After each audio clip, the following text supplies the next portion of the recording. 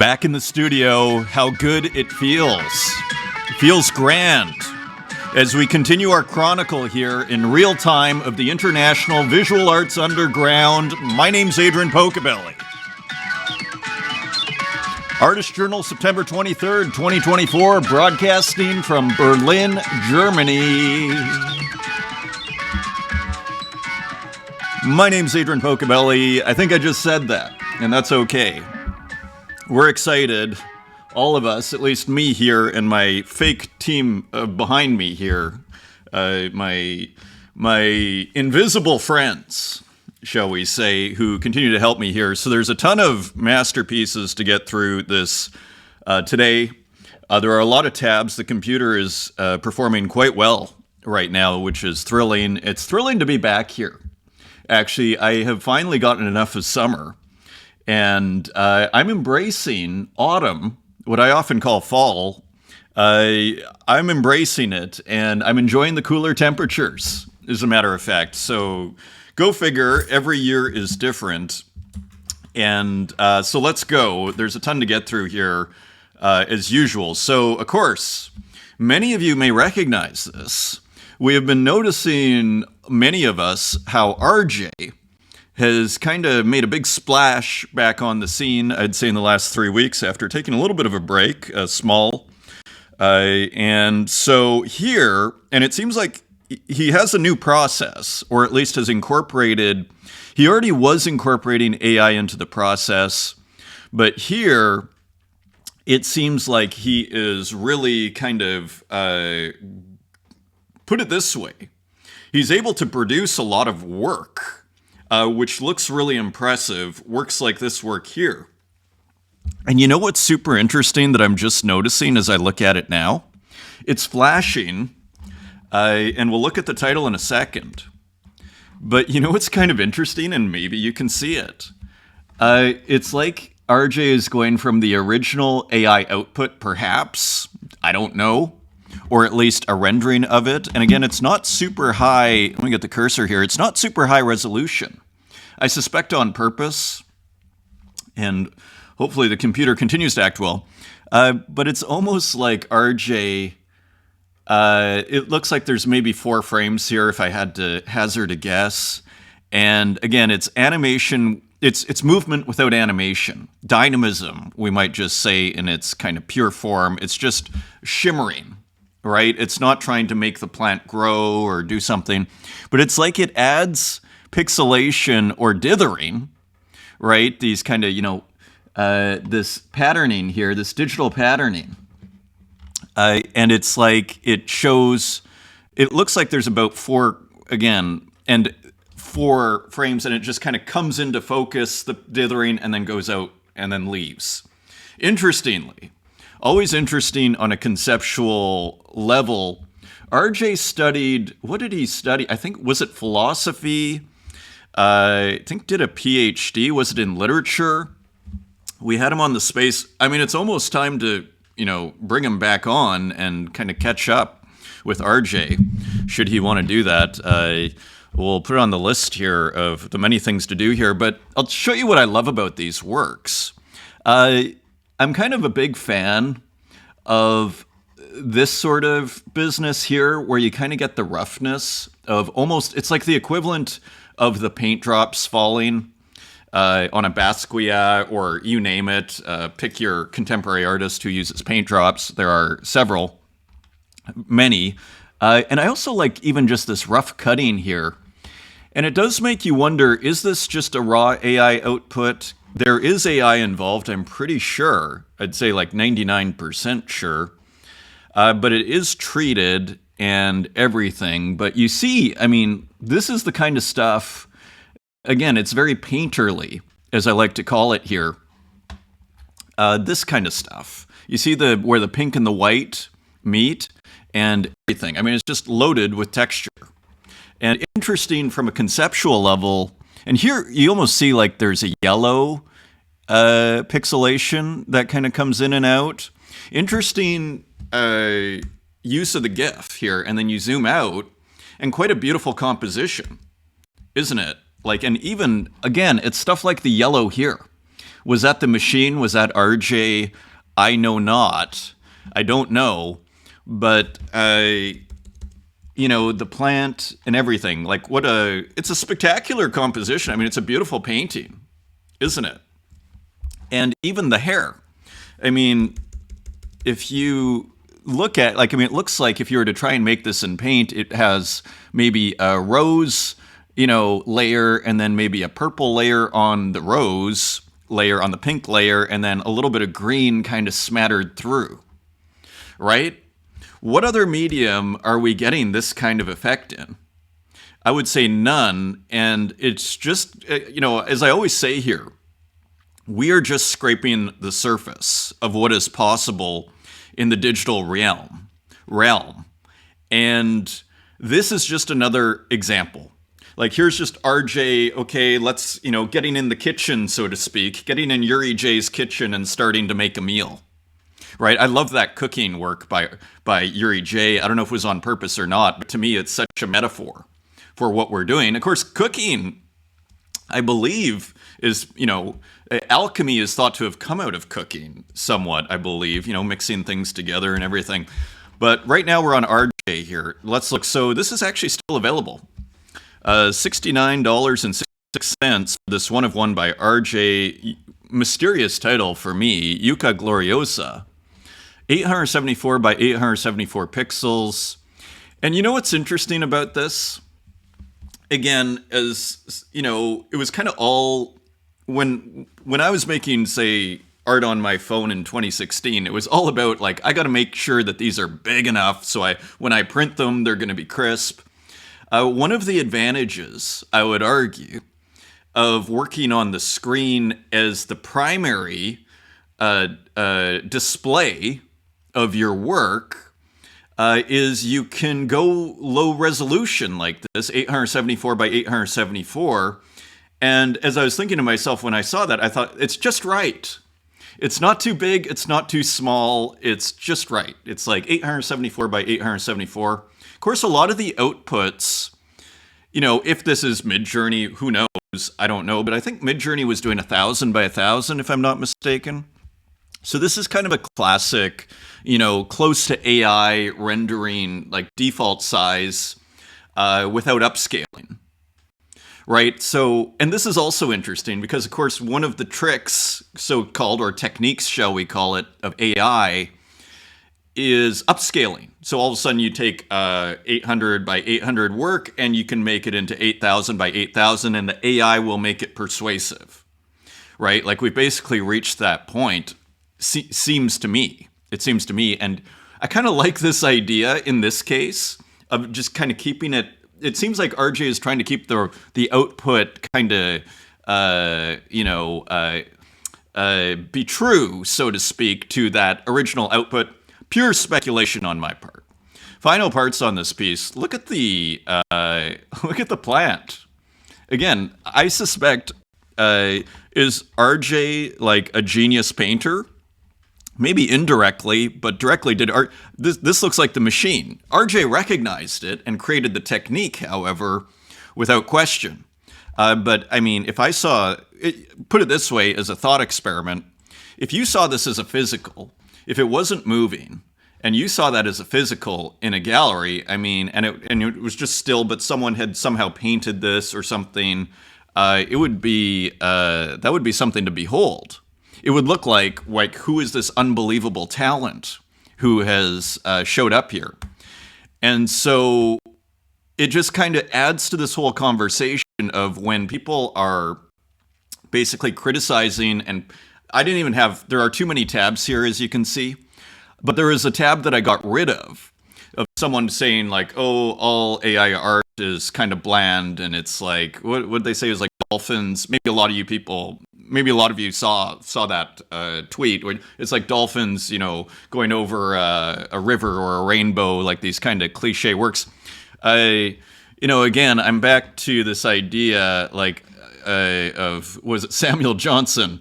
Responding, and now I remember the name, to George Berkeley, who was saying everything was made of mind, and Samuel Johnson, if I remember correctly, the great writer, 18th century writer, and co-writer and co-founder, I believe, of is it The Spectator? I can't remember. But of a famous, publication in the 18th century, speaking of English literature here, responding to George Berkeley and, kicking the rock or the piece of metal or whatever it was on the ground and say, like, I refute it thus. And that's kind of how I feel when I see these AI works. I sort of say, or at least AI incorporating works. When people are saying AI art sucks, I say I refute it thus. As we've said in previous episodes, here's another wild title here, Euphorbria triangularis. I don't even know if these are real words, interestingly. So this, I think, is a static one, interestingly. And you got to love this kind of overlay here. It could be using AI outputs and then layering on top different outputs. That's a technique, actually, I like to use a lot. Different screen renderings here, kind of done with perhaps with a AI flavor, so to speak, and then layering over top. Interesting, nice flat background here, actually contrasting with kind of a bit more depth in the figure here. Also flat background there. Beautiful. Beautiful work here, kind of figurative work, I guess. Edition of 10 for 10 Tezos, only one sold to Scamra. Interestingly, from the Botanical Garden, this is also another edition for 100 Tezos, and this one is larger. Quite interestingly, based on our previous discussion, I would say slightly different rendering here as a result as well, because I guess the pixelation will be smaller. Right? So interesting, 1400 by 1400. So RJ's still kind of working out. To a certain degree, one could argue the process, or some works are bigger, some works are smaller. But pretty impressive, I would argue. And look at this wonderful, almost turquoise frame. And we're going to look at, like, RJ's put out a ton of work. And actually, I should speed up a bit because of how much we actually have to go through here. Zamioculcus zamiofolia sold to Scamra for 100 Tezos. And this one is moving as well in a slightly different way. So it does seem that RJ is doing some experimentation here. And maybe using, I mean, if I had to guess, it does look like the stable diffusion, I think what Scamra calls textural inverters, or the texturing. It kind of looks like stable diffusion texturing, if I had to hazard a guess here. But look at the face here. It's pretty awesome. I mean, where else are you going to find this anywhere in the visual arts, this face? That is why, again, as I open this show, this is the untold story in real time of the visual arts underground here online. So, and there it is. Again, I refute it thus. So another interesting one of one, sold for 100 Tezos. Nice sale to Scamra. Monstera Deliciosa. This is an edition of 10 for 10 Tezos each. So interesting. This one's smaller. And these very interesting frames. Again, the painterliness, the texture. You gotta love the seat, the edges. Celebrated, not trying to correct it as you might have tried like 8 years ago. You'd be trying to correct that stuff. Now it's celebrated. You know what I'm saying? So pretty interesting. So here's some of RJ's recent works. We saw some of these along the way. We couldn't look at everything. This beautiful computer I think we looked at. So putting out a ton of work. And it seems to me, when I look at RJ's huge output, leveraging AI, but doing it in a way to make lots of work, but doing it in a way where the works are still persuasive, right? I'd say going on the very, just from a personal opinion, kind of going on the edge of too much, but I would say going up to the line and not crossing it, but going up to the line. Because, for the sake of illustration here, had RJ put out, 200, to use an extreme example, of these works, then you go, okay, there's a process at work, basically boom, boom, boom. If all of a sudden, so there is a sense, almost to, harkens back to the ah heck comment of, can you put too much work out? You got to manage the market. So managing the market, putting out different series here. And now this one, So this brings up a whole other topic that RJ is on top of as well, which is this on-chain minting. Let's see if the computer unfreezes here. Let's hope the computer unfreezes. Okay, I'm going to keep talking here and hope that at some point the computer unfreezes. Okay, I was getting concerned. I was getting very concerned there. Okay, let's continue. We have a lot of tabs open. I may start shutting them along the way, actually. So RJ, very pleased to use NFT protectors. So on-chain minting. Tezos. Another topic we've discussed here. Why isn't there a blockchain where you can just put the art where the block size or whatever it is, I'm not a blockchain expert, is big enough where you can just upload the work basically directly on chain? And because usually size is the issue, that's why we have compressionism. Why isn't there a blockchain that's designed for just massive files? I think you can do it. There was a whole debate on Bitcoin years ago on should we expand the block size or just keep it as what I think it's 4 megabytes. So interestingly, NFT Protector, and we're going to see these tweets later on. We're going to look at this. It actually looks. I've minted a first on-chain Tezos GIF. So RJ has actually put out some works here, and we're going to see. Here it is on. And here, no data, interestingly, on the author. Maybe the first one trying out a different wallet. Not sure. Machine art in the making. But here you see these are on-chain. And as you see here, I'll tell you I'm kind of back to these superficialities that I have on, look how beautiful. I look at the frame here. And I go, I love this work. And then you see a computer, clearly an AI computer. Right, we've seen you recognize the keyboards for anybody that's experimented with AI and tried out, make a computer. This looks like an AI computer to me. And here you see a work on it, interestingly. Staying true to RJ's whole theme of celebrating the screen, right? So as we saw from the very beginning of RJ's work, and if my computer wasn't protesting so much, I would go back right now, but we'll see it in another time. So this is also, and here, another clue here, compressed AI, interestingly, and pixel painting GIF, 4 frames. Okay, so sounds like I'm about right there, 178 kilobytes. And here, look at this frame. I love it.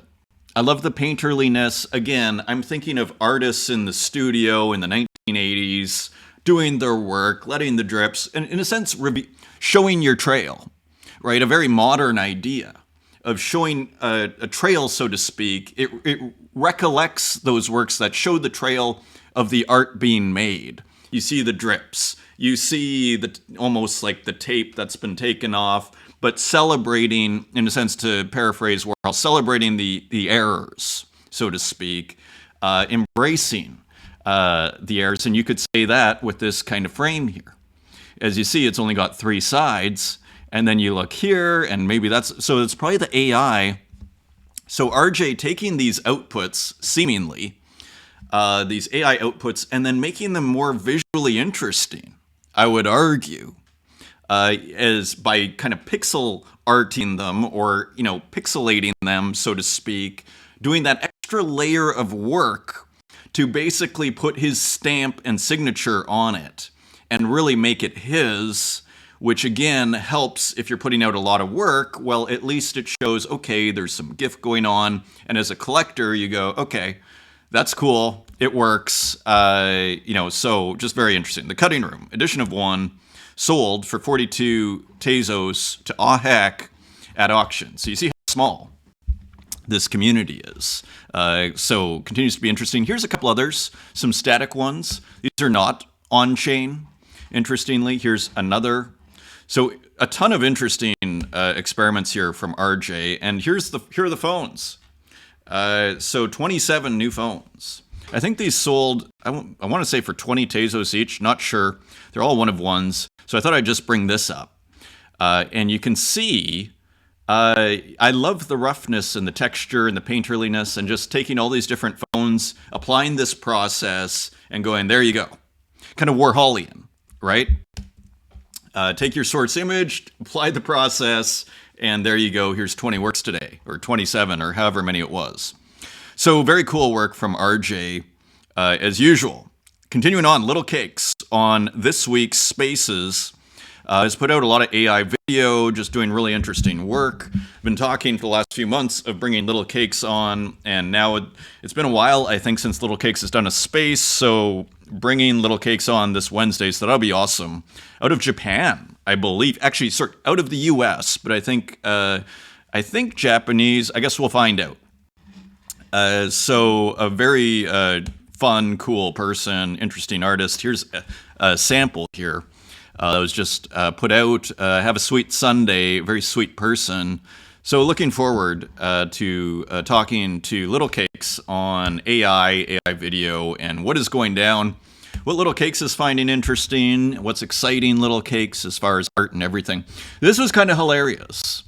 So I went to my object page and saw Howdy Do had sent me the chair. The easy chair by Yuri J that so many people want. Including myself, and just a very nice gesture from, arguably the arch villain of the Tezos ecosystem. There he is. A lot of people, have issues with Howdy Do NFT. I mean, I was talking, and I did invite Howdy Do to the spaces, and it was after he sent this, but some people were like, well, is this pay to play? But if you go back to the Heck space with Joshua Sobel, maybe 2 or 3 weeks ago, actually online, while we were having the space, I actually discussed bringing on Howdy Do, just so everybody knows. And while I was talking to Josh, I was like, oh, I think we should actually bring on Howdy Do. And then just so you know. Anyways, I've always found Howdy Do to echo what I said in that space to heck. I always thought Howdy Do was actually never took himself too seriously. And I think the thing that Howdy Do doesn't like is, and I'm just speculating, is artists or people, anyone out there who's taking themselves too seriously. I think that's when Howdy Do starts to become the wrestler, so to speak, the WWF wrestler on the Tezos digital artisphere. So anyways, hilarious, and thank you, Howdy Do, again. Let's see if Howdy Do comes on a space. That would be amazing.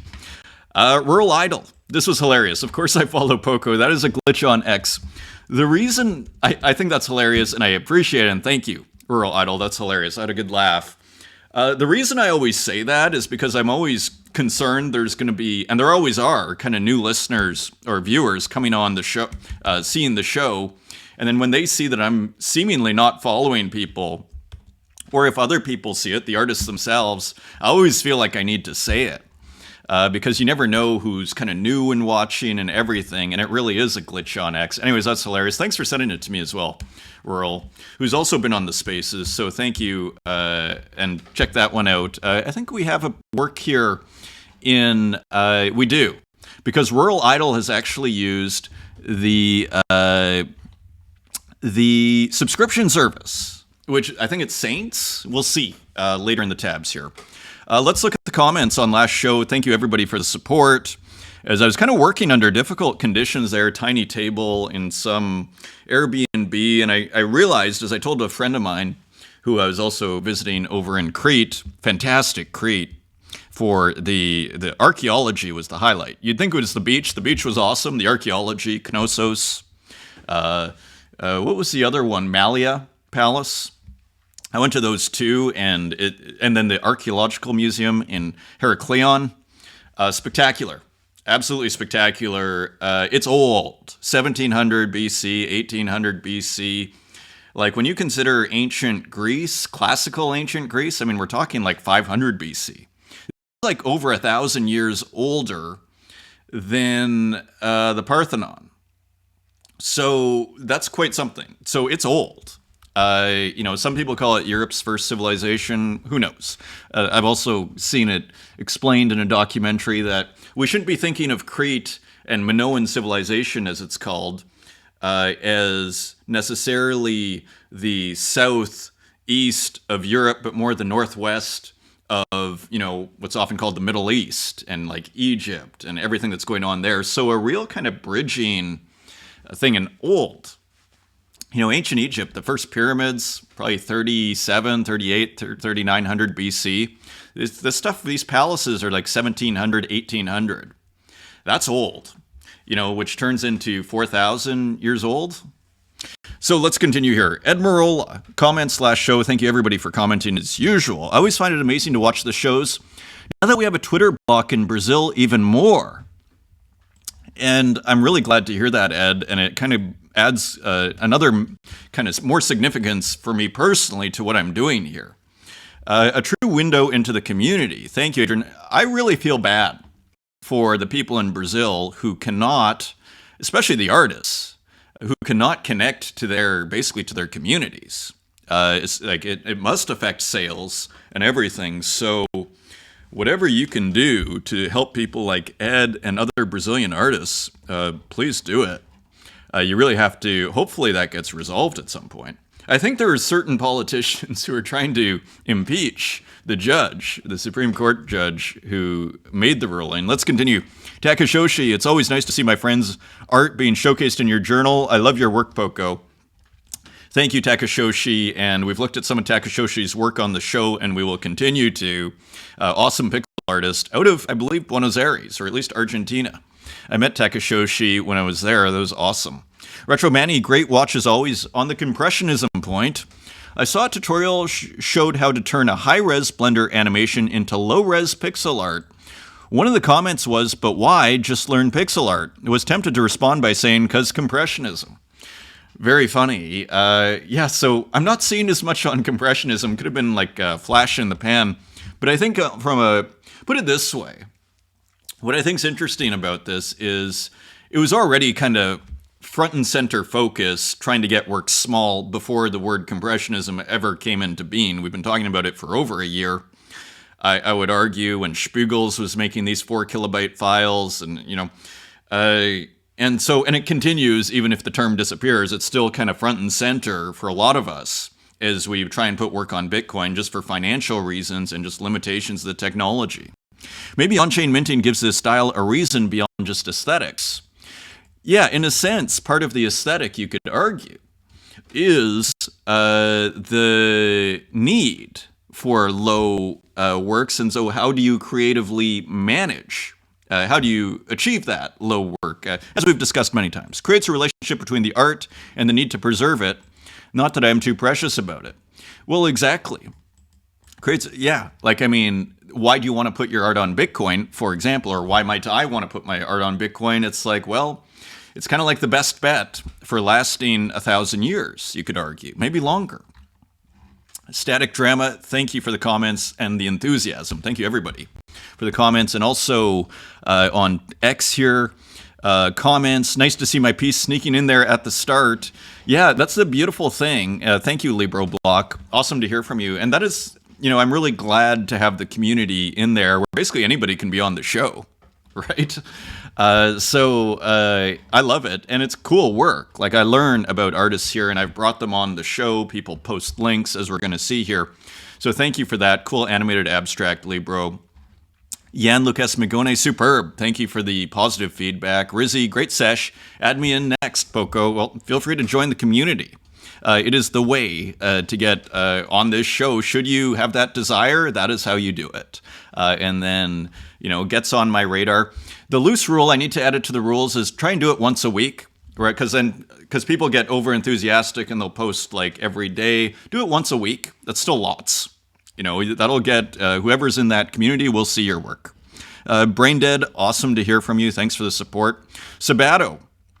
I never saw this comment. Feels like I found a secret artist journal. Thanks for sharing my pixel arts, and I hope you made it to the castle. I did, to the palace. Indeed, I made it to both, and thank God I did. I'm not sold on the Compressionism thing either. It sounds like a marketing buzzword for processes many digital artists have been using for ages. Exactly. While it's fun to downgrade my older drawings and engage with the space, I ultimately prefer working with more colors and frames. Compressionism can feel like an austerity fetish, and I'm not convinced that minting art on-chain makes it more everlasting. Interesting. Very interesting. For me, it's like a better bet is how I would qualify it. It seems to me, but I think it's very early on. Yeah, it's an interesting question. I mean, maybe on-chain art minting doesn't make it any more everlasting, isn't it? I would argue it's put it this way, from purely a engineering perspective, I would argue it's one less point of failure, right? Because you can have IPFS fail and the blockchain not fail, right? In a sense, and the name I find, as I've mentioned before here, mildly concerning. Interplanetary file server. Does that sound like it's going to be around in even 10 years? Maybe, probably. I don't know. But it's just one less point of failure that you have to rely on. If the blockchain's around, you'll be good if you're minting on chain, in theory. So I would say that. And it's like, yeah, it's the term itself that is maybe the issue, but I'm still excited. I would say, like, I was just looking at works and doing mixes that are incredibly low resolution. And then as a way of making other works from that original kind of work that you might make. As Sabato was doing with, say, the fish there and other works. So I think it depends how you approach it. But I'm still kind of fascinated by this idea of, again, being able to put a bunch of versions of work on Bitcoin that hopefully are as persuasive, or maybe even some people. I mean, I know, like, just looking at art, or I want to say baseball cards or whatever it is, sometimes the variations are kind of like even more exciting, right? Again, it's like a Warhol where there's like, you have your one screen print of the Maryland, and then there's like literally like 1,000 different other versions of that, or iterations. So interesting. Thanks for the comment, Sabato. Awesome to hear from you. Trippy Collector. Wow, what a show-stopping piece from Nuv 1914. Crazy color palette too. Yeah, this work here, the Picasso homage, and we have another showstopper, as much of a showstopper as that one this episode. Nuv. It's beautiful to watch what Nuv's doing. And again, it just goes to show you make like 3 works a day over and over and over again, maybe more. You really get good. It's almost inevitable. Hasdrubal Waffle, awesome to hear from you. Thanks, Poco. We have another work from Hasdrubal this episode, and Ile sent you pancakes, hidden tab.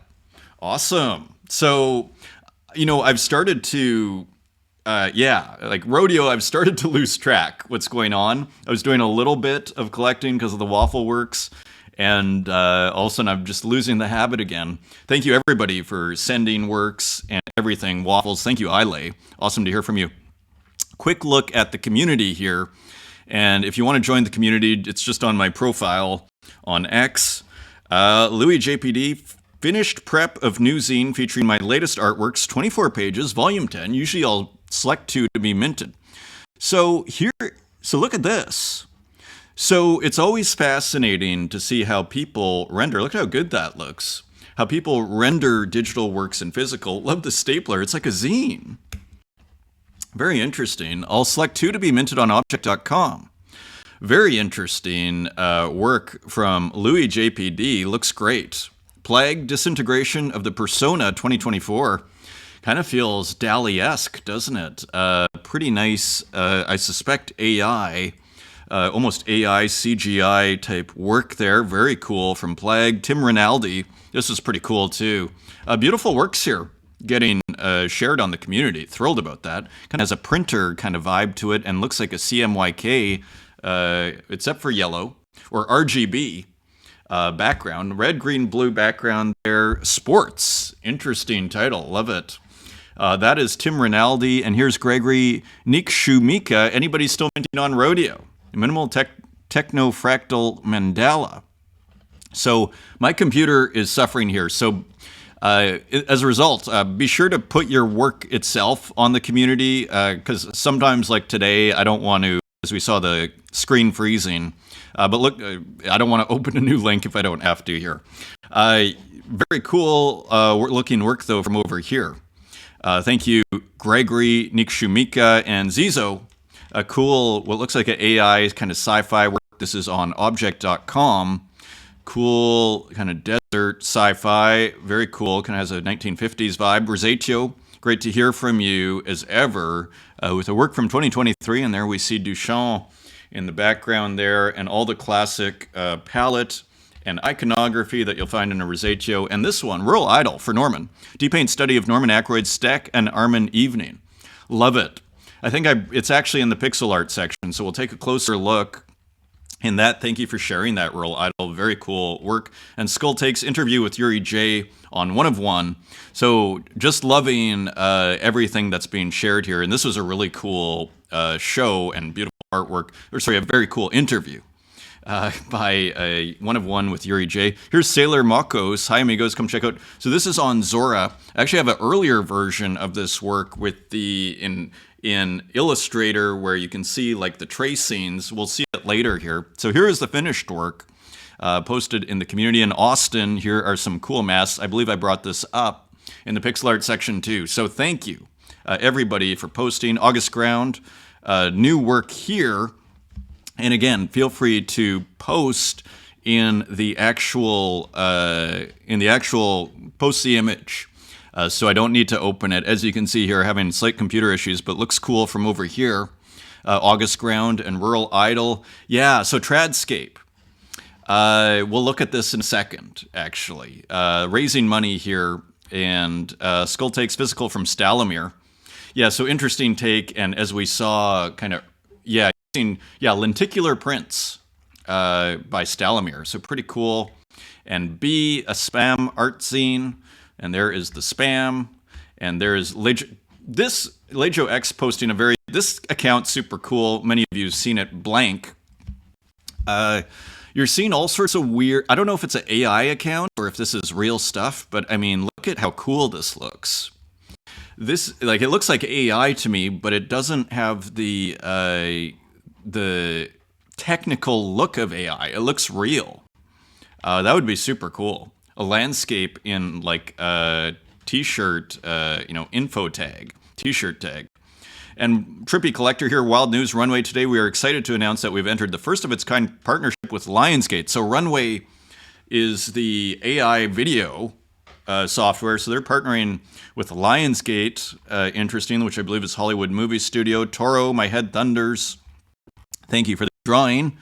And beautiful, nice kind of, I love these two color works here. Cool drawing. And Atlas Pop, we'll look at this in a second. Thank you for posting this. I've brought it up in the show as well. How come, as you see here, we've been looking at this artist. They were in the New York Times, hilariously. Noah Verrier's painting of a sandwich sold for $5,000. This person, I think, is actually pretty well known. I only just discovered, and we'll look at this work here too. Love this work by Katerina Create. This is also in the show, so we'll take a closer look. And then I think we are back to where we were. Thank you, Louis JPD, for the post. I think we saw that last episode. So this was sent to me. Lily Illo. So Dean Kissick is a famous, as far as I understand, writer in the contemporary art scene. I completely agree with Sean, aka Art Manhattan, here that the arts, quote, that the arts are currently in a uniquely aimless and uninspired state, end quote, and everyone knows it. And that, quote, our problem is one of relevance, in particularly art's current inability to generate it, end quote. This is why, again, I call this the visual arts underground, because I don't think people are aware of what's going on here. The energy is here, I would argue, in what we're kind of seeing in this show. And really, I've been kind of singing this song here for a couple of years now on this show, that the contemporary art scene has kind of run out of ideas. It's run out of energy. It's, as this person, as Dean Kissick is recognizing here, and here, let's just continue. And with Jacko, that contemporary art feels like such a 20th century remnant. Indeed, doesn't it? And its diminishing resources are put to work defending what the center no longer looks after. So kind of vague there. Most public institutions have given up on art. At the same time, the market is collapsing, many galleries will close, and collectors will swallow huge losses. Contemporary art is over. As you see there, the energy is gone. It has moved elsewhere. Indeed, it has. Indeed, it has. And can we bring that back? Let me just see here. Otherwise, I have other tabs open with this being discussed here. Okay. And I think, is that... Yeah, so the energy has moved elsewhere. This is an interesting thread on Millennial Contemporary Art by Charlotte Fang. And then here we have Oscar Murillo, who was, really pushed for the last at least 10 years in the contemporary art scene. So Charlotte Fang, just look at this. Tamales, I almost feel sorry for them. They got chewed up and spit out by the financial machine they emptied themselves into. Their only legacy is demonstrating the consequences of profaning art, communion with the beyond, into a shrine to nihilistic hedonism. It gets you possessed by, it's actually not a bad description. It gets you possessed by the dull-eyed gooner brains. So lost generation. So getting very, so I'm pretty sure I have these tabs open. Yeah, so here we are. And it's simple. So this is Charlotte Fang. It's simple. The zeitgeist seeks a return to meaningful art made by artists with conviction and a light to shine on contemporaneity, not the empty nihilism of millennial MFAs. Right, and this is one of the huge criticisms I would say I have on just an instinctual level when I go to an art fair these days. The last time, it's been a while, I guess I've been to, I was in Greece during the Berlin Art Fair that just happened here last week, and it was the right decision, by the way. When I go to art fairs now, I feel like when I see the works, I'm hearing or sensing the conversation that was had between the student and the art professor at the university. That's what I see, and to me, that's not working.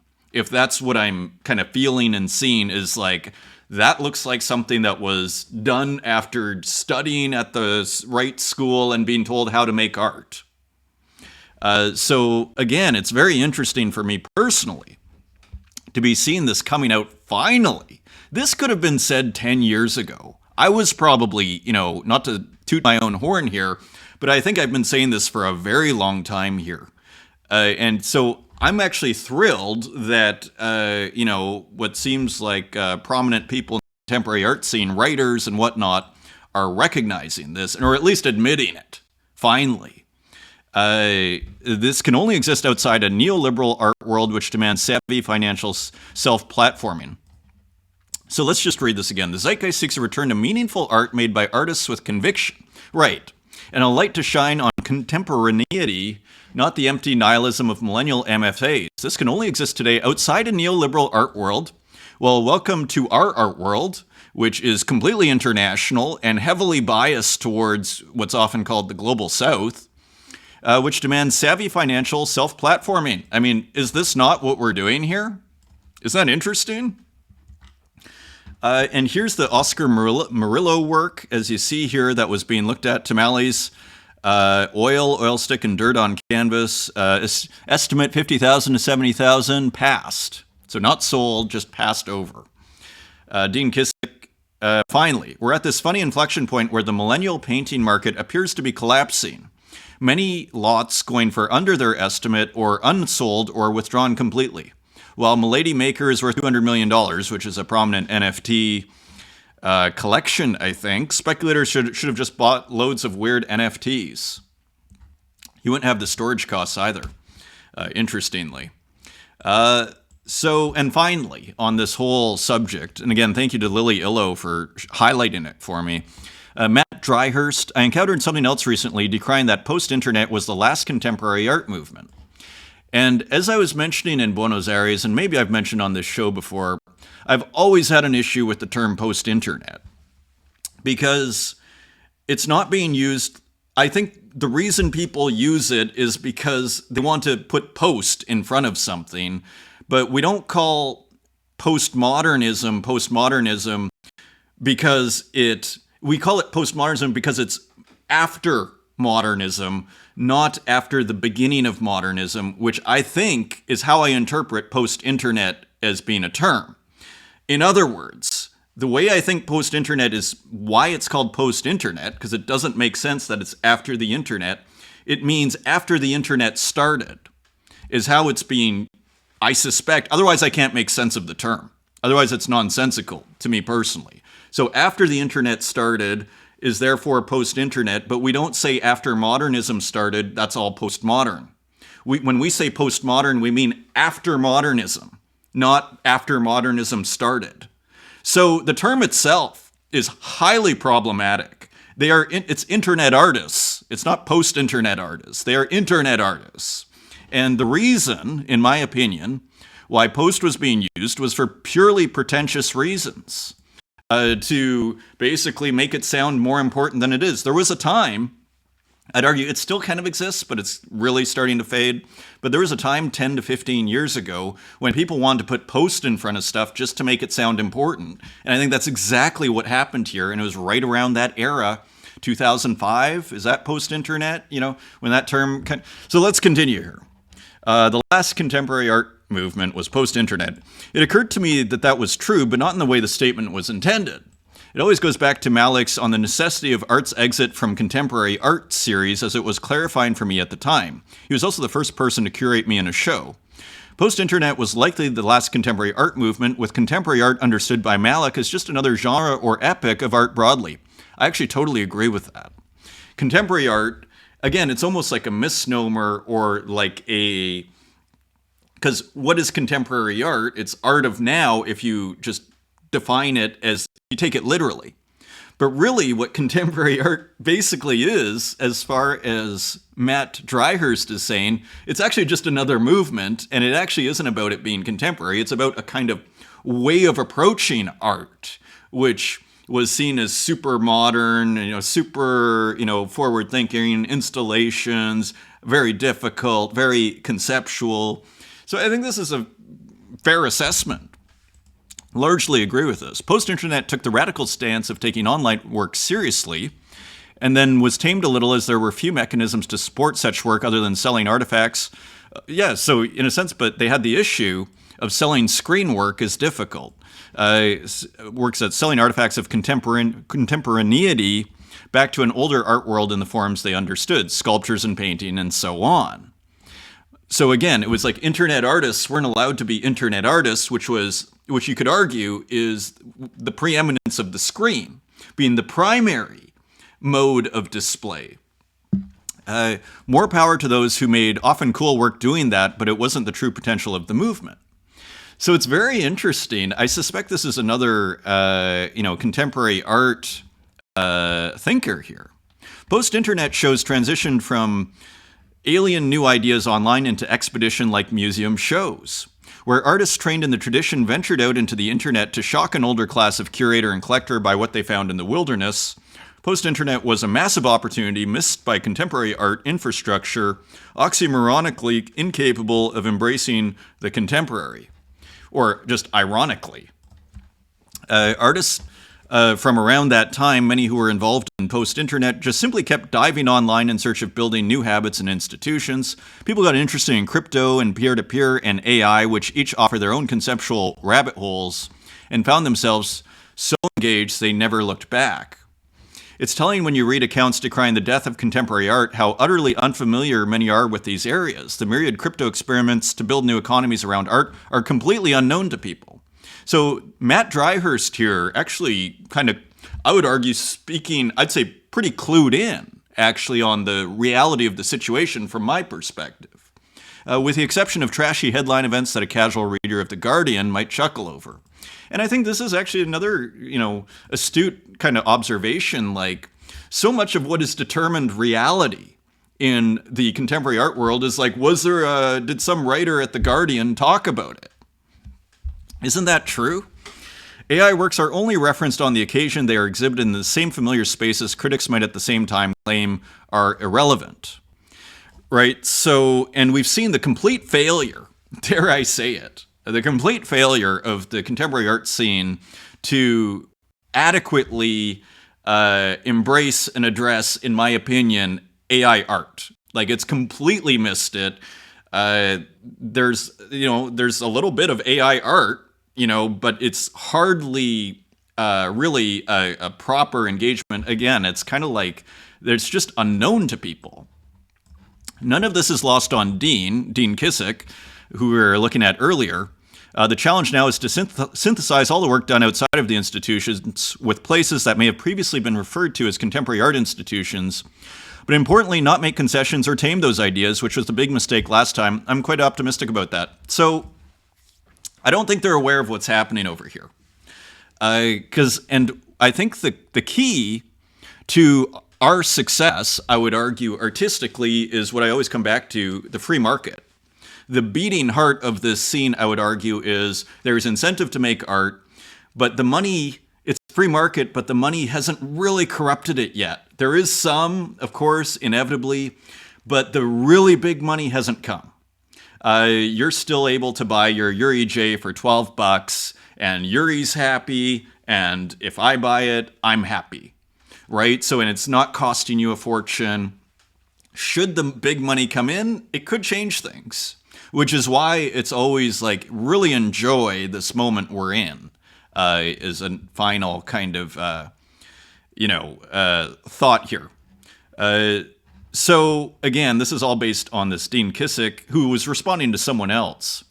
So very interesting to see these kind of contemporary art thinkers, wrestle with the irrelevance, dare I say it, of much contemporary art. Very interestingly. Alexandra Art, trad art is struggling, digital art is used to struggling, but definitely doing better than pre-NFTs with new people around. A lot of expectations on how things should be and sourness brewing as our bubble becomes smaller. Worth taking breaks to zoom out for reality check. Exactly. It's actually doing very well. It may be small, but it is, I would say, but it's thriving is actually how I'd describe it. There's a ton of enthusiasm. There's a ton of great art. I'd say it's doing quite well.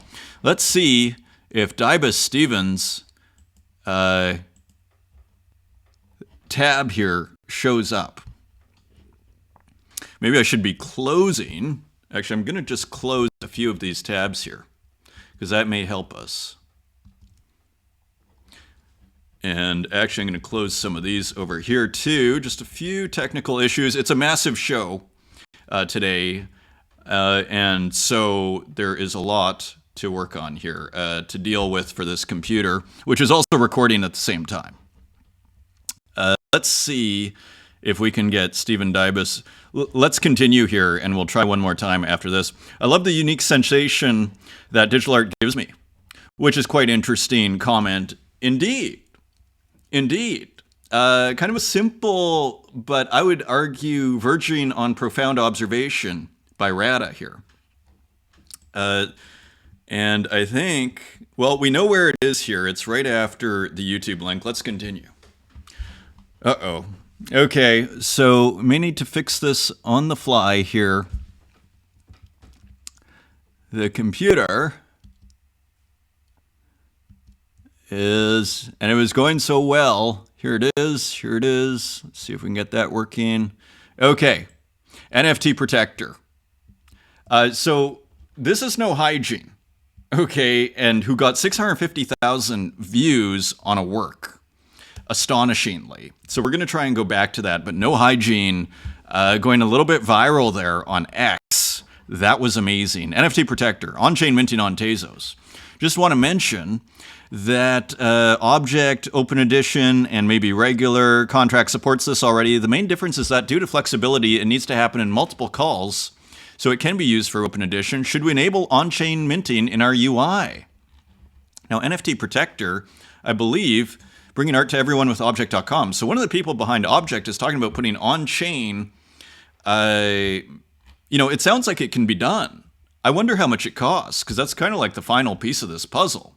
If it's affordable, and much more affordable than say, Ethereum or Bitcoin, again, it gives more reason it gives more justification to put on Tezos. Let's continue. Skull takes. On-chain minting, theoretically, any file size. So only slightly bigger than the limit in one transaction, but it serves as an example. Theoretically, any size is possible, only limited by what you can afford. So now it's about how much does this cost? And we actually have the link here. I'm going to open it in a second. This allows minting on-chain with files larger than what fits into a single transaction. So here it is. On-chain object minting prototype. So this is what RJ used, I believe, to put those two works on Tezos. So super curious about that. And going back, we got Stephen Dybus here. This was great. I'm glad this showed up. After 3 years of chaos, scams, bored apes, endless beauty, endless generic AI, a new platform every couple of months, I have the feeling the only thing that is about to survive all this is the Tezos art community. It's kind of a funny statement, isn't it? It's quite, it's actually a prescient observation, I would argue. A lot of things like, Bored Apes kind of came and went to a certain degree. So many things have come and gone. Crypto moves very fast. Tezos art community just keeps chugging along, including in the bear. So many of us were there. This show was really started amidst the bear market 2022 in, August, right? We've seen it, right? So let's continue here. And okay, awesome. No Hygiene shows up. Look at that, 652,000 views here for this wild experimental artwork of this. I assume it's AI. This pixelated heart. Is it all raw AI? Last I heard from No Hygiene, it was 6,000 retweets. Super interesting. And kind of fits within that larger discussion of these contemporary art thinkers who are like, there's no energy anymore. And look at the masses are like, hey, look at what No Hygiene's doing. Very interesting, isn't it? They're not doing that with your typical, contemporary art business, So it's just interesting.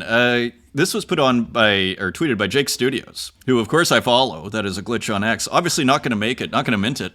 So Ethereum fees have come back on, and I'm kind of kicking myself for not finishing minting the Peloponnesian War there when the fees were below one Gwei on Ethereum. But I'm sure it'll quiet down, hopefully, again at some point. But now it's like 20 Gwei. It's a completely different story.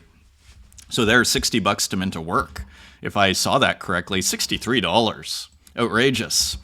And here is the Noel Verrier, who've been looking at these paintings, I guess in the New York Times. My oil painting in the New York Times. So very cool. Noel Verrier's painting of a sandwich sold for $5,000, accused by some of being too commercial. He said he prefers objects connected to who we are today. So remember we were talking about relevance? And just to kind of dismantle what we were hearing in the contemporary art discussion earlier tabs, they were saying how it's kind of not relevant anymore, weren't they, to the world? And here, when this guy makes something relevant who's, really following Baudelaire here, art of the present, connected to who we are today, kind of reconnecting to a certain degree with the tradition, somewhat, one could argue, he's being called too commercial. You're not allowed to make an oil painting, I guess, anymore of a sandwich without being commercial or whatever this is. So pretty interesting. Rob from Maker's Place, now at Maker's Place from Foundation. I think a lot of us are glad because, Rob's a hustler in the sense that he'll send you a lot of links and do all this, but he does really work hard and he kind of seems to deserve.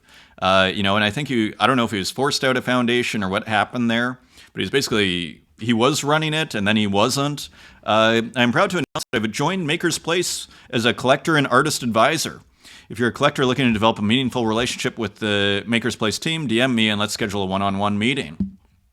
If you're an artist looking to release a meaningful body of work via Maker's Place, DM me. So that's cool. I'm happy for Rob at Foundation. His Dribble Waffle, interesting piece here. More Donald Ducks, interestingly. Outsider, folk, brute, visionary art is done by people often marginalized by society and driven by absolute compulsion who do not care about ego, fame, or wealth. They aren't terminally online degree holders designing fashionable JPEGs for hairy bourgeois baby talkers. So we friend.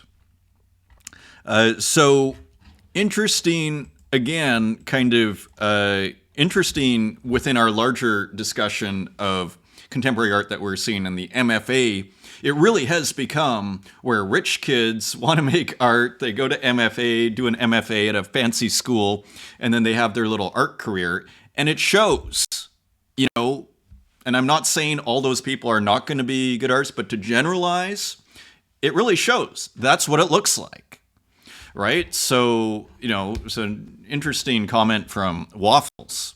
Kelowna Contemporary will be sad to see, here we are at an hour. There's a lot to catch up on here since last Wednesday. We'll be sad to see Lily Illo's Fumika go.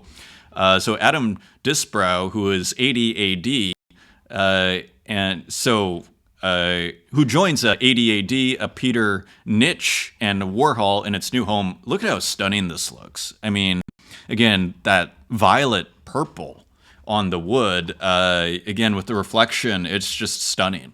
So congratulations to those guys, Michaela Kelowna, Lily Illo, and everybody there.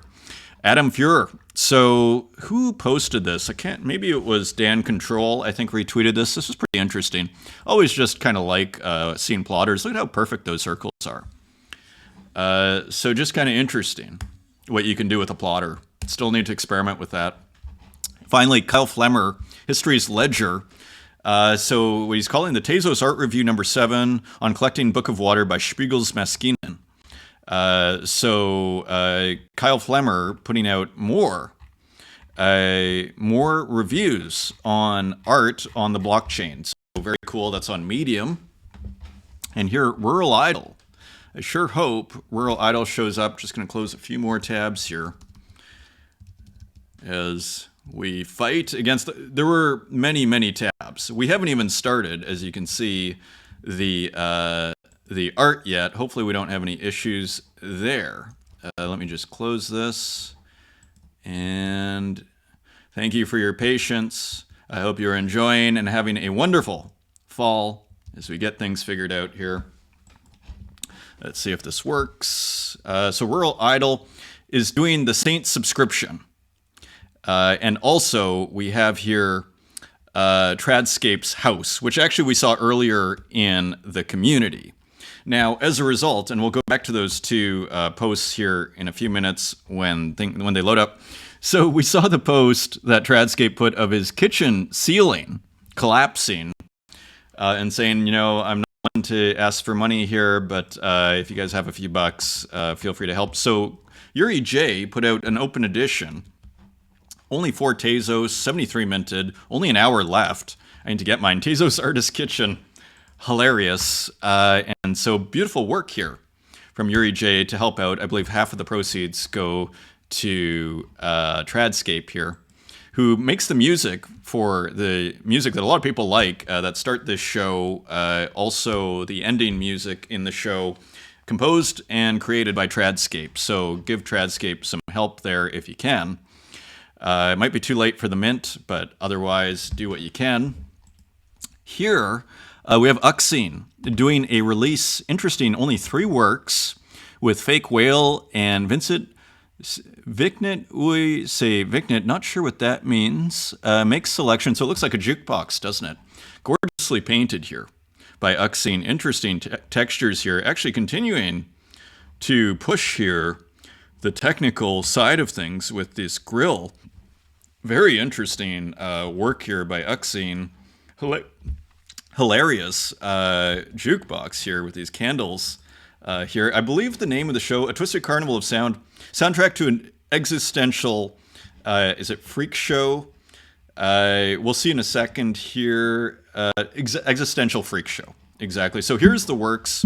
3 works released with Fake Whale by Uxine, edition of 11, 5, and 22, all selling out. Now available on secondary. And so here is another work. Cosmic Noise, as you can see here. Basically a rat playing the turntable. Temet Noche, so maybe some more Latin there. And as you can see, just gorgeously painted. Cool colors. Expanding the palette seemingly a little bit here. Love the cursor here and everything. And just a classic Uxine digital painting. And this was spectacular too. Unfiltered Scream into the Void, edition of 11. So kind of playing with, and look at how awesome that is. kind of Space Invaders meets Pac-Man Ghost. And there's Downward Spiral. I guess that's Nine Inch Nails, hilariously. And here you see what looks like an old iPod variation on one. So very cool work from Onchain. And here is Tradscape, who of course I follow. I'm asking for help, and so here's the kitchen again. Almost got knocked unconscious while he was doing dishes. So very glad, thankfully, Tradscape is okay. And just check on roll. One more week, only available for subscribers on Saints app. And so here, unfortunately, this work isn't loading by Rural Idol. We'll see if that reloads, and it doesn't. Okay, I'm going to have to move on here. We'll try one more time later on. Continuing on from Onchain, we have Hasdrubal Waffle. When You Are a Martian Church. So again, this is on Rodeo. So of course, we were just hearing from Waffles there. And he was posting some very interesting links, by the way, to artists who of the kind that he was describing there. Almost perfectly shaped to our screen here. Very cool work, cool colors. You know, on Rodeo, here's another one, Glory. And here, quite a large work, again, probably using a lot of browser paint programs. And if you're curious which ones, you can always check the space we did with Waffles back in about a year and a half ago, I think. Here's Ed Marola, purchased by Heck for 69 Tezos, a 1 of 1. And look at the textures on this thing. So a skeleton basically smoking in the middle of what looks like a forest. Maybe that's fire here. Sampled brushes, all sorts of different techniques here. Gorgeous, gorgeous texture around the skeleton to make that light. Beautiful work from Ed Marola. There's a little bit of dithering up there. All good. Edition of 1 selling for 69 Tezos. Here's another one, the best way to display digital art, hilariously. And here's a laptop. So a bit of humor here. And all these figures kind of facing each other. Just more beautiful, fun work by Ed Marola out of Brazil. And beautiful frame there, too. And there, finally, is the Rural Idol work. When you're out of memory, the gifts will loop forever. So Rural Idol doing a lot of birds and mountains. And so this is if you're a subscriber on Saints app. Kind of tempting to use something like this, isn't it? So I'm curious to see how that goes for people. If people are subscribing, I imagine somebody's subscribing. Let's continue here. This was hilarious. The Failed Artist number 89, Self-Portrait. Wanderer Above the Sea of Fog. So here, playing off of Caspar David Friedrich's Der Wanderer, as we like to say here. And interesting, nice use of texture and paint over top of what looks like almost the original version of this, with also the failed artist figure, real life, and there's McDonald's in the background. Interesting technique, like true, I think you'd call this pastiche, right? Like kind of reminiscent where, you know, Banksy would take those kind of paintings you find in antique stores that are barely paintings and painting over top of it. Kind of a similar digital version of that here. The texture really helps create the contrast with the work in the background, interestingly. Edition of 10, 5 Tezos, and 4 sold so far. Very cool. Wasteman Goldmanovich. Here's Cesar.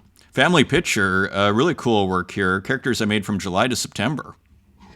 And of course, characters are kind of a big part of a lot of these digital artists here.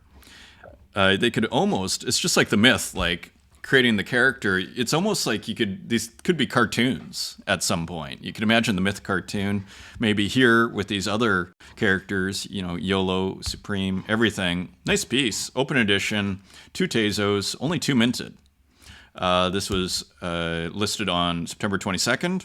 Here's September 18th from Jan Lucas Migone, playing with the figures, and kind of an interesting piece here. Looks like digital painting, and there we see an orange splash. Beautiful color choice there.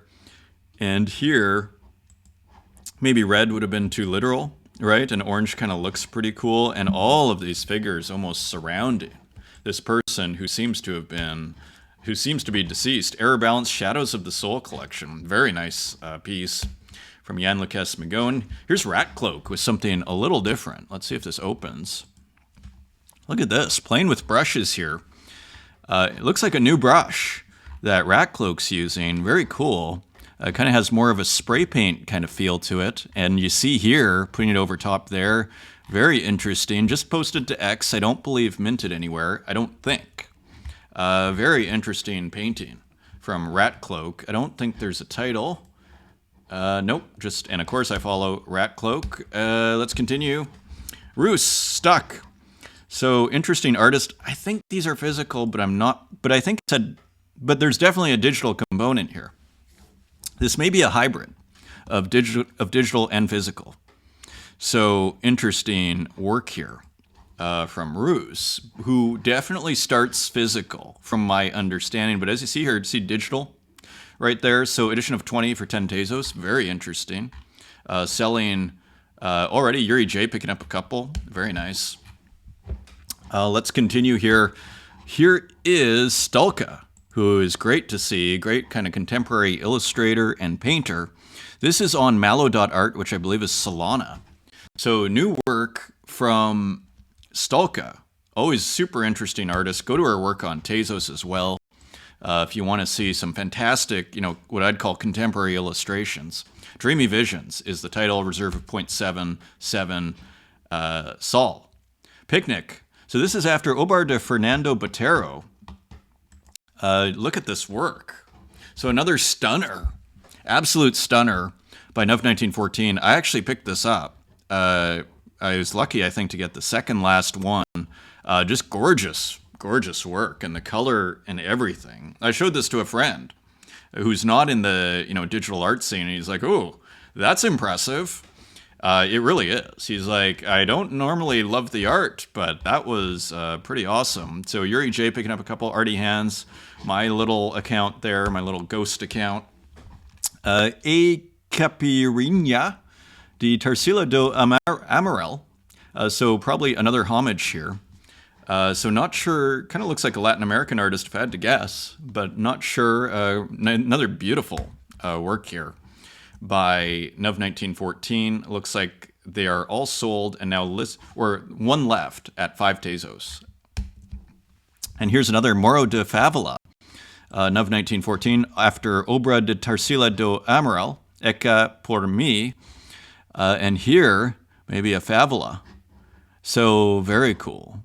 Work here by Nuv 1914, just gorgeous. Available for 33 Tezos on secondary, and look at this. Hombre sobre Toro, gorgeous work by Nuv 1914, picked up by Arty Hands. 3 editions just sitting there for a few days, nobody touched, so I grabbed them all, and Nuv was kind enough to allow me to burn the extra 2 to make it a 1 of 1. Yeah, kind of controversial, but if you ask, I think my kind of take on that is if you ask the artist before doing anything, then it's sort of like, then you're not destroying digital property. If you ask the artist, then it's like, at least with their blessing, and then it's there. I think that's okay, because if everybody's agreeing to it, then why not, is basically my reasoning. Look at how gorgeous this is. The edginess of this work, I mean, it's spectacular. So Nuv 1914, like Yuri J and many artists in this scene, completely on fire. Which is, again, within the context of this earlier discussion of what's happening in contemporary art, I find hilarious and wonderful. And exciting, frankly. Here's Dan Control. What if Solana drop? Interesting call. Maybe doing some botanical gradient layer work or gradient work. Really cool composition here from Dan Control. Here are some windmills, very contemporary, right? Beautiful, fascinating piece here by Dan Control, clean. Very cool. Here's Zozo, picked up by Yuri J. Our little bubble here. Let us see if this plays. Pretty short work.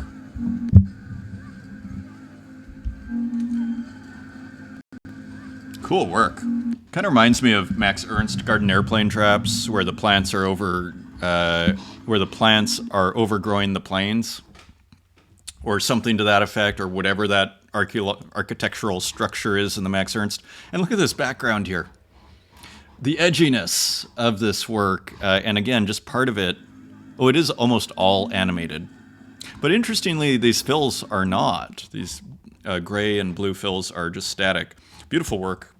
Congrats. And I think that sold for 60 Tezos, $41. Again, one of one, very reasonable, cool digital art. Sailor Mokos. So we saw the finished version. I thought this was quite interesting. We saw the finished version in the community, quite like it, and has released other works with these Adobe Illustrator like vector lines on it. Very cool. I think when you put the cursor over top, you can take a screenshot, if I remember right. Sailor Mokos, cool work. Here is Secret Temple by LXTXCX, and let's see if this plays. So you see a little bit of animation here, and there's a little bit of animation there. Cool kind of gradients here, mixing, operating system iconography with what look like kind of columns. Secret Temple, where magic hackers go to pray. Edition of 8 for 33 Tezos, and with Fake Whale, Uxine picking up 1, Foregone. Cool work. Very nice piece. Here's Fall Bouquet by Katarina Create. Edition of 10 for 3 Tezos. Love the kind of the distortion, so to speak, of the figure with the small head. There's something really great about that. Also, the way it's filled in and kind of painted, not perfectly, and letting some of the background shine through, kind of painterly. Very, very, very nice piece here by Katarina Create. 3 Tezos, selling 2 so far. Here's the Myth on Surreal app, which I'm not sure which blockchain that's on. I don't know if it's Zora or if it's a different one, Optimism, I don't know. But here it is, the Mythinator. So with a drawing here of a myth figure, perhaps, on a motorbike. So kind of a different work, more illustrative work from the myth. Here's Santiago with kind of an illustrative minimal work here. Love portrait. Of course, I follow Nemarks, aka Santiago. Beautiful, beautiful minimal kind of piece here by Santiago. Here's another one. And what is this? 10 editions for 15 Tezos. That's on Teia. Love the negative space here. And of course, these fantastic kind of AI abstract collages. And another work by Santiago here, Goblin Call. And this is from September 19th. So putting out a few different works here. This is more of a pixel art, abstract, shall we say. Very interesting piece here. And selling quite a few for 7 Tezos each on primary. And here was an interesting piece. I wonder to myself, this is Dan Cooper, Figs from Plums. I wonder to myself if this is a plotter, because we do seem to have some texture in here. I'm not sure how this was made. Is it a screen print? I don't know what this is. It's pretty cool, though. Very cool abstract there. Here's Haiti Rocket, edition of 3, putting out a couple of really rad. Look at how huge this is. Beautiful colors here. Love the huge pixels here. Beautiful abstract from Haiti Rocket. Okay, is everything back? Okay. So Noise Sully. I got to speed up so that the video doesn't crash on me here. If you make it too long, it can crash. Haiti Rocket with a check mark here, kind of almost iconic for Haiti Rocket. Doesn't get enough credit for actually creating this kind of, I would say, terminology, or using the check mark the way it does. Very creative internet artist. Haiti Rocket, edition of 420, and probably limited at this point. Let's continue. Popple. Let me actually close these. Kind of technical difficulties, but we're kind of surviving them. Let's let Popple load up. Here's Brawn for Clouds in the Sky. So interesting, kind of what I'd loosely call a Warhol structure here. Very interesting work here, because usually with Brawn you'd have one of these and then it would be more detailed. Instead doing 4, quite a beautiful work, I would say, for Clouds in the Sky. 4 Clouds in the Sky, edition of 15, 10 Tezos each, and 1 gone so far. Beautiful piece. And here comes Popple. Here is Popple. And not sure if this is a new one. Let's see if it plays. You can see Popple in slow motion there. So kind of, again, this monster series. Just gorgeous. So original. Again, the energy of this scene. There's so much creativity. OHDE, this is ODEC, Scan Exploration, majoring Bosque Grazia's Autumn Residency. I saw this retweeted, edition of 10. Interesting abstract here, I would say. So more interesting experimentation called Reef, 3 Tezos. This is by KF, Kyle Flemmer, Tron Nort, typographic visual poem inspired by Tron font. Very cool. And that is only 0.75 Tezos. Here's Strano, Chromatic Engine, who helped out with RGB MTL. So very cool kind of pixel art work here, animated abstract. Here's Human by Definition, who I hadn't heard of before. Someone retweeted this. Very interesting piece here. So just cool internet art, isn't it? Here is, I believe, Kyle Flemmer again, Red Rover. So working with the tiling, again, you see a slight Ultima 4 vibe to the rocks and the ground, and then you see the rover here, Curiosity. Love the space theme. Very underutilized, and there is the rover. So doing a homage, it is Onchain on Tezos, 1 of 1 at 1 of 1 scale. Very cool. Here's another one. Coat hanger, Microcosmos number 16. Again, Onchain on Tezos. Very cool pixel art there. And continuing on, Figments. Definitely have to speed up here. Son of Man. So again, another kind of religious, because we saw the one with the cross put out by, I think, Capin. Here's Figments under the guise of Capin. Interesting theme here and just very cool work. Kind of like a video game portal on the bottom left. Love the ground here that's kind of half blotted out, and the little dog there. Broken Memory Portal, another one. This kind of animus figure here, the dog, a little bit of kind of microchippery, and maybe some sort of portal. Broken Memory Portal. It's like a circuit board meeting like a video game portal. Fascinating. Here's, you and me looking on with a little plant beside it with these horizontal leaves. Just gorgeous. 22 Tezos on secondary. Here is Oogie. Ugo Digi. I love this. This looks like that famous game. What is it called? Whose name escapes me. But we all know this game. It's very famous, where they put billions of dollars into it now. It'll come to me at some point. Not to worry about. But cool screenshot. You see it sometimes. Like, It's Not Gallery has Doom perspective. Very cool. Austin, Jeremy Austin. Again, just some very interesting, kind of cool freehand pixel art, which is quite a powerful technique.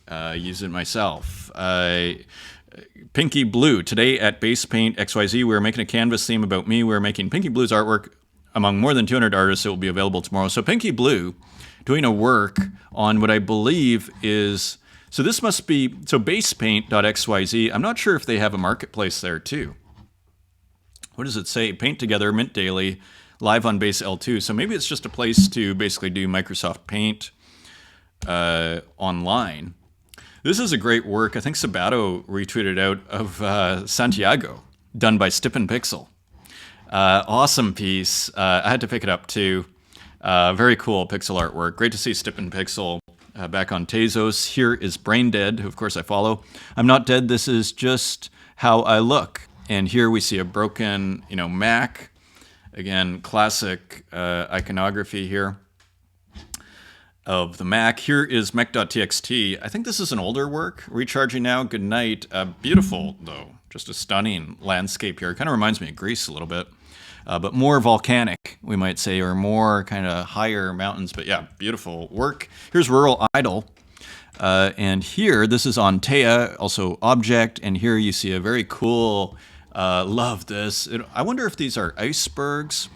D-Paint study of Norman Ackroyd's Stack and Armin Evening.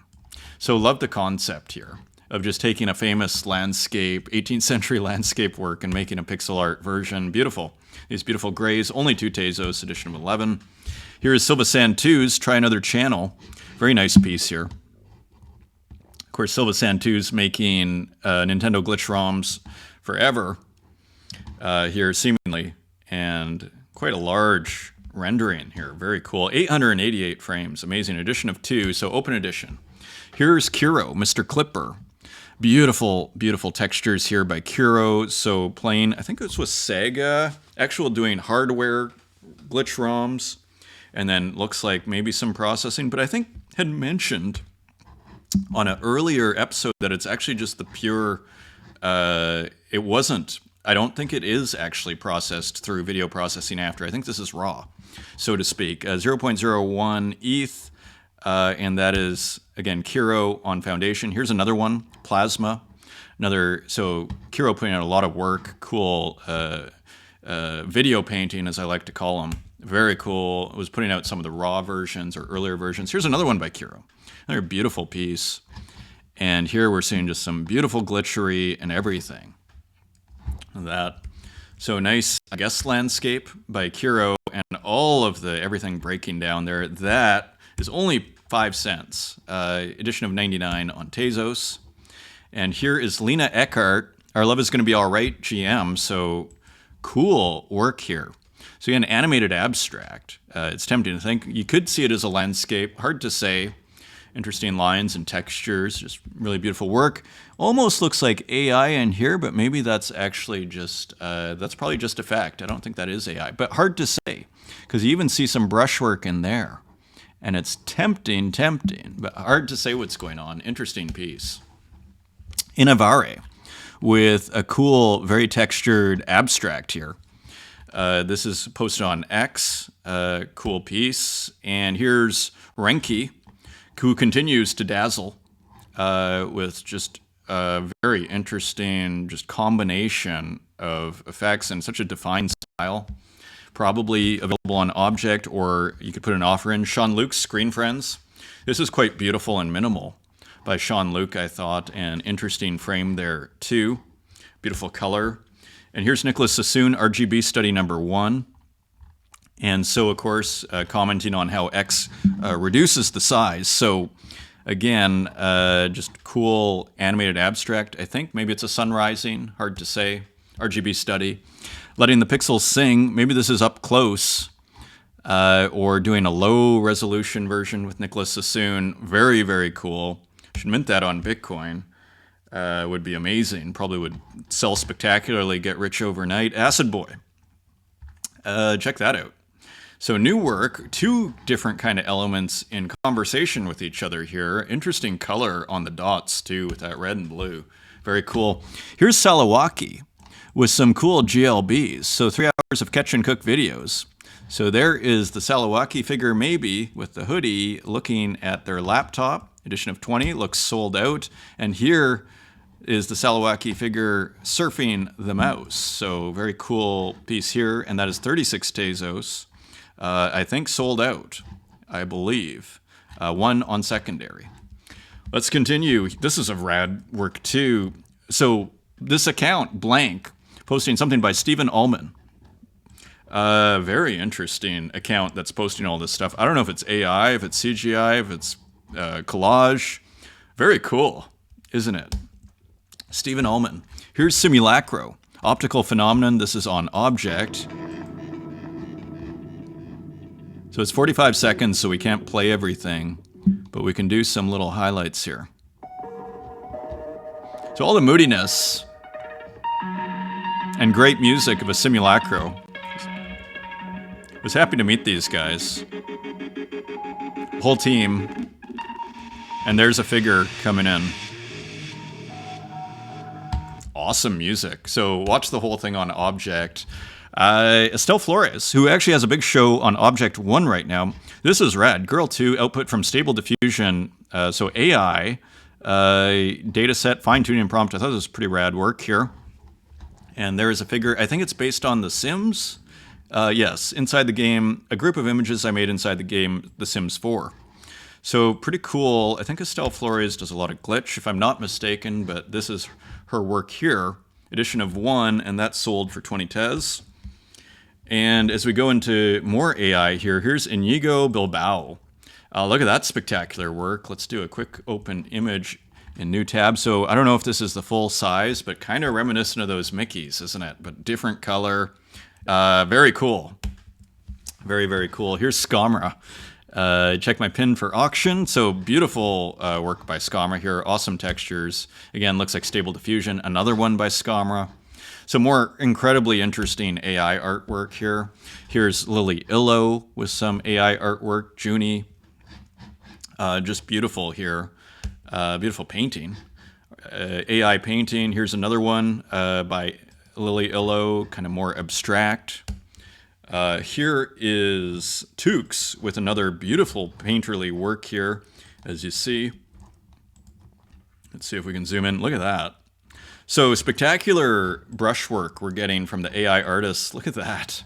I mean, and we're only like a few years in here. Like, what happens in 2 years? It's already spectacular.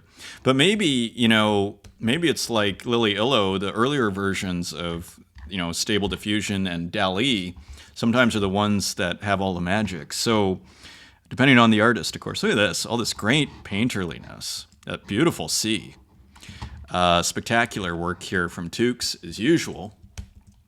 Here is Quilanina, Hen Memories, and a beautiful AI artwork by Quilanina over out of Buenos Aires, or actually I think Argentina and Peru, if I'm not mistaken.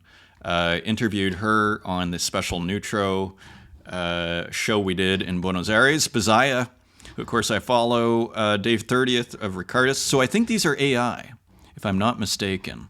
I'm not positive on that though. But I think making works from previous works. Here's another one. Because when you look up close here, we have the myth. It looks like AI to me, but it might not be. But I'm pretty sure it is. If anybody knows, feel free to drop a line. So interesting work here. The man, the myth, Ricardus. So just really cool work here by Bazaya. Great to see Bazaya at work. And here's No Hygiene, another artist who's really hitting it out of the park, going through the wilderness, really going completely in their own direction. ME is the name of the work, and I mean, the details in here are pretty wild. I don't know if this is pure raw AI. I mean, that would be unbelievable. And we have, again, this kind of angel figure, wild work, selling for 35 Tezos on Object. Here's another, I think, AI artwork. This is by Plague. We saw this earlier, Disintegration of the Persona. Again, kind of looks like DALL-E, CGI. Cool work by Plague. Here is Demon Ego. As we go into the physicals, and very nice to see. You could almost, sign this thing. All it needs is a little signature there, and you could almost finish that. Leave it unfinished. This is fantastic. New artist I discovered. Famo is dead. Look at this Donald Duck here. Do you think of me like I think of you? Wild piece here. Beautifully done. Really interesting artist. Famo. Here's Donnie O'Donnell. So we've seen this artist a ton of times if you watch this show for a long time. Now, putting their art on the walls and making it into murals, very impressive looking, isn't it? Super impressive. Gotta love that. Very cool. Here's Machine, who's killing it. Look at that, 6,600 likes. You can see where the energy is, and here's maybe Michael Jackson. I don't even know the reference. I know that was going around. But yeah, just really interesting art here. I guess it's based on that animal there and somehow Michael Jackson being a part of it. I have no idea what's going on there, but it's cool. David Hales, artist I've been following for a long time. Still needs a title, watercolor and ink, doing really well here. Beautiful work. And here's Moto Hero, where the tiger is being fused with a motorcycle. Again, tons of energy, lots of humor. Here's PP Universal doing A Birth of Venus. I thought this was quite beautiful. Kind of feels like an art brut sort of feel. Argentina as El Faro del Mundo. And here's Kayla Mattis. Again, more exciting artwork. This piece is in a big group show, Amor Tuyo, created by Ozzy Juarez and Tilak Studios, opening tonight. Another just awesome work here from Kayla Mattis. Just a super fun artist. I guess that's the show. Group exhibition, textile work. And that, my friends, is your show. Hour 34. Thank you for joining me. We're going to have a space on Wednesday with little cakes. I'll also have a show. Hopefully a lot shorter. Until next time, take care.